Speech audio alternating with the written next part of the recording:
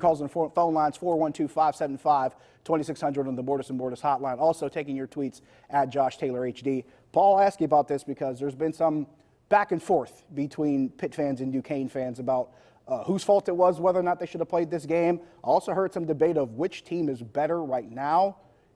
Do you come down on one side or another in this debate? There's no debate about which team's fault it is. I mean, it's Pitt's fault, and frankly, they're not even trying at this point to deny that. It's Pitt's fault, basically, real simple. You know, Jeff Capel was not happy that he was being forced to play the game at Robert Morris.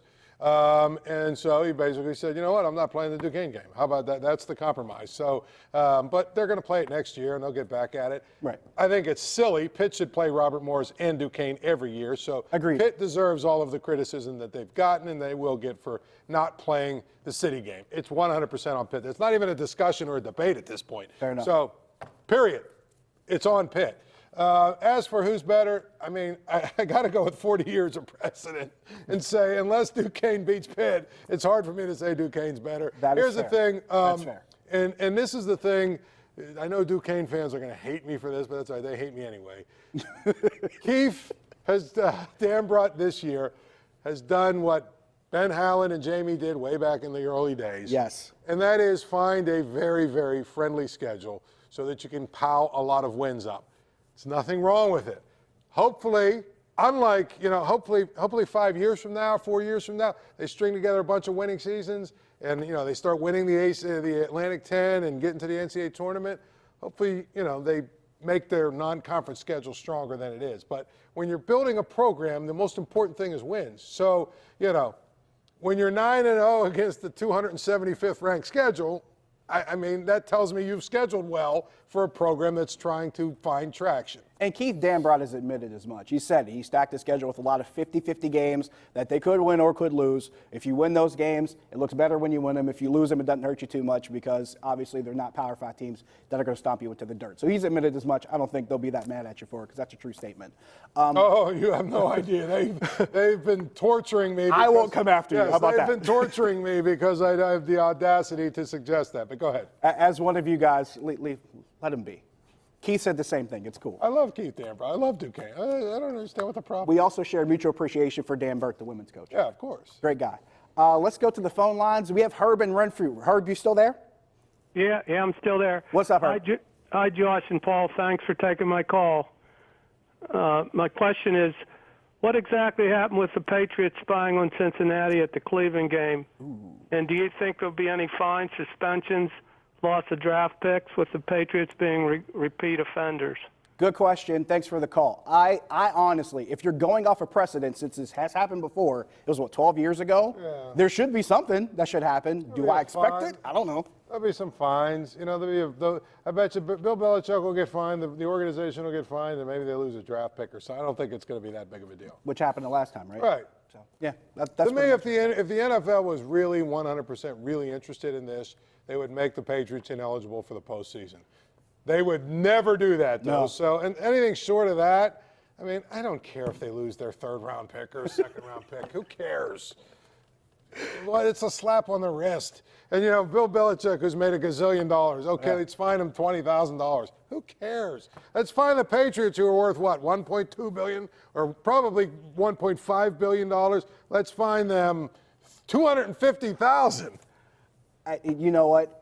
Take up a collection for them. It's better for them in their own self-interest for New England to lose money and fines than to keep them out of the playoffs and then the league to lose money by people not watching those games. Absolutely. That's what it really boils down to because it does boil down to money. Let's go to Fred in North Huntington. Fred, you're on the Nightly Sports Call. Hi, guys. Thanks for taking my call. I just want to tell you guys do a great job. I enjoy listening to you guys every night. Appreciate you.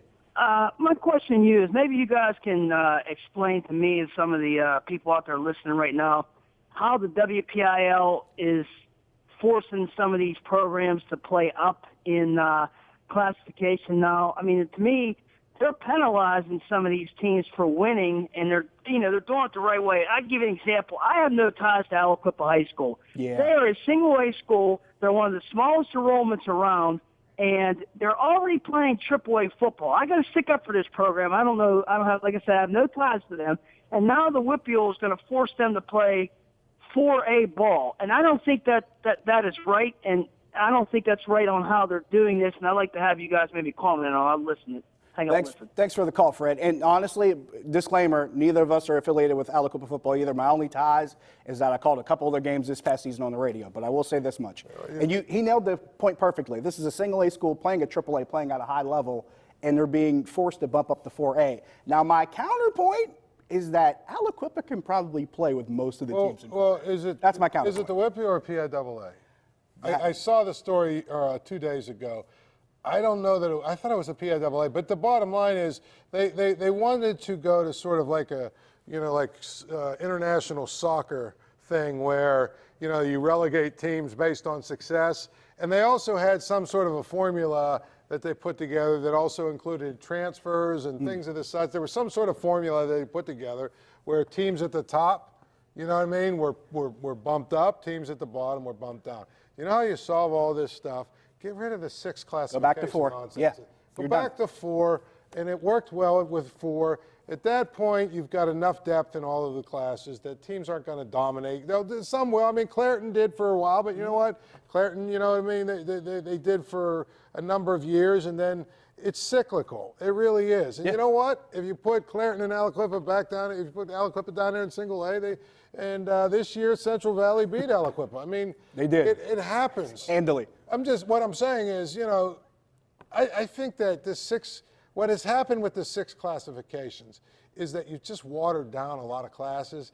And so now you're seeing all these blowouts in the playoffs, and you're seeing these championships. Wasn't there a championship game? It was 75-7 or something? I believe it was something. I think Southern Columbia won 75-7 over Avonworth. Was it Avonworth or something like that? Yeah. I mean, you're seeing that kind. I mean, the TJ game wasn't very close. I mean, look at that's fair. But the whole point about it I'm trying to make is a lot of that just has to do with it's just a watered down.